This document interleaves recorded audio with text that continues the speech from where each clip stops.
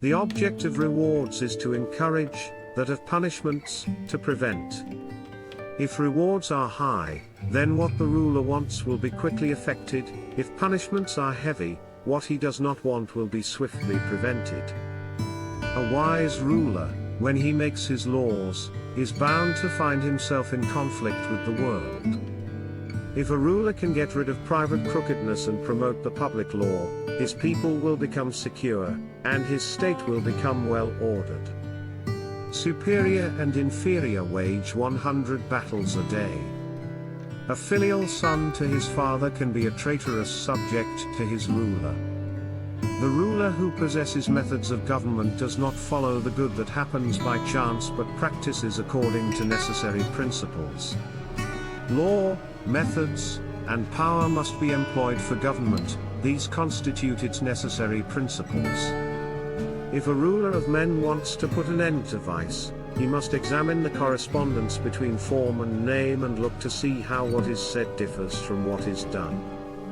If ministers forget their ruler and establish relationships with foreign powers in order to advance the interests of their confederates, there will be scant reason for subordinates to obey their superiors.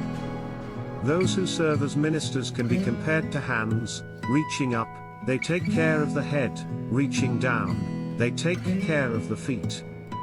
The severe household has no fierce slaves, while it is the affectionate mother who has the prodigal son. The duties of the ruler are like those of the helmsman of a great ship.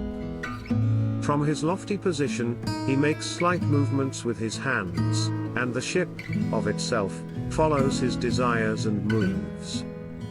This is the way whereby the one may control the 10,000 and by quiescence may regulate activity. The intelligent ruler makes the law select men and makes no arbitrary appointment himself. He makes the law measure merits and makes no arbitrary judgment himself. I believe it is impossible to be sure of anything. A ruler makes use of the majority and neglects the minority, and so he does not devote himself to virtue but to law.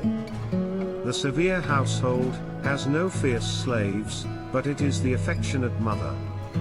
A wise man, when he writes a book, sets forth his arguments fully and clearly. An enlightened ruler, when he makes his laws, sees to it that every contingency is provided for in detail. The way is the beginning of the 10,000 things and the guiding thread of truth and falsity. He who is vain, and delights in his own ability is deceived by his inferiors. When he likes to bring forth arguments and kindliness, his inferiors take advantage of his abilities. The intelligent ruler does not value people who are of themselves good without rewards and punishments. Why is that? The laws of the state cannot be neglected, and it is not one man who is being ruled. If you rely on political factions to promote men to office, the people will work to develop instrumental relationships and will not seek to be useful with regard to the law. Thus, a ruler who mistakes reputation for ability when assigning offices will see his state fall into disorder. Within the frontiers of a state, there are no more than 10 people who do good of themselves, whereas if one makes it so that the people can do no wrong, the entire state can be kept peaceful. The people in the well-ordered ages of the past upheld the public law and abandoned private strategies. They focused their intentions and unified their conduct. Everything they did was for the sake of being employed by the ruler. A ruler of men faces two possible misfortunes. If he employs the worthy, the ministers will use worthiness as a pretext to rob their ruler of his power, but if he promotes men recklessly, his affairs will be neglected, and he will not prevail. When an enlightened ruler controls his ministers, he makes it so that ministers cannot get credit for achievements gained by overstepping the bounds of their offices or make proposals and then fail to match them with actual achievements. The way of an enlightened ruler is to make it so that no minister may make a proposal and then fail to match it with actions and results.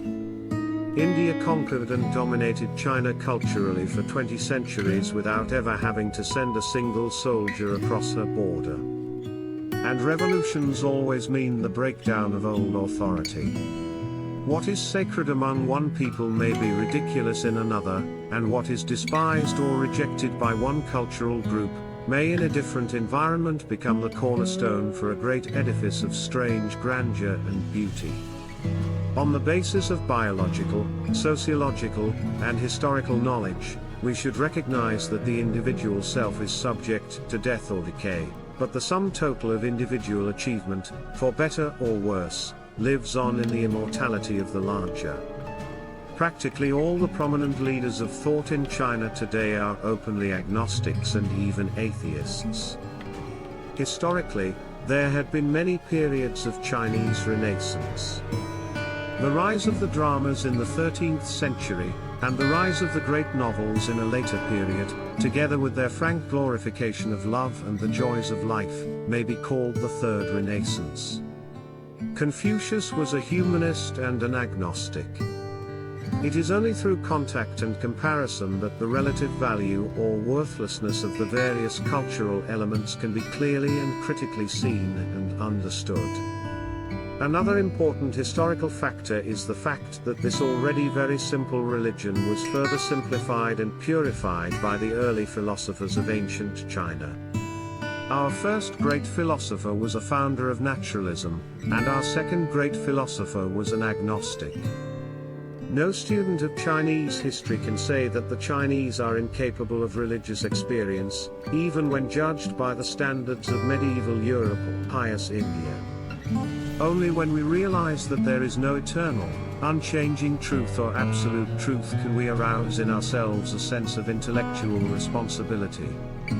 In the year 1915, a series of trivial incidents led some Chinese students in Cornell University to take up the question of reforming the Chinese language. But I wish to point out that it is entirely wrong to say that the Chinese are not religious. Life and human society are the chief concern of Confucianism and, through it, the chief concern of the Chinese people.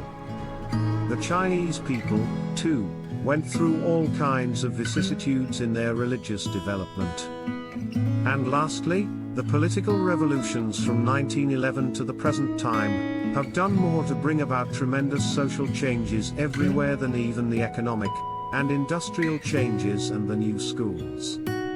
The Jesuits had learned that a Christian mission to China could never succeed if it were not in a position to show and convince the Chinese intelligentsia of the superiority of the European culture.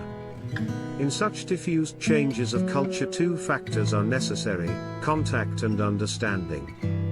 It is true that the Chinese are not so religious as the Hindus, or even as the Japanese, and they are certainly not so religious as the Christian missionaries desire them to be. For all the social changes in China can be traced to their early beginnings in the days when the new tools or vehicles of commerce and locomotion first brought the Chinese people into unavoidable contact with the strange ways and novel goods of the Western peoples. On July 26, 1916, I announced to all my friends in America that from now on I resolved to write no more poems in the classical language, and to begin my experiments in writing poetry in the so-called vulgar tongue of the people. After learning the language and culture of the Chinese people, these Jesuits began to establish contacts with the young intellectuals of the country. Within my own life, I read all the beloved novels by lamps of vegetable oil. I saw the Standard Oil invading my own village. I saw gas lamps in the Chinese shops in Shanghai, and I saw their elimination by electric lights.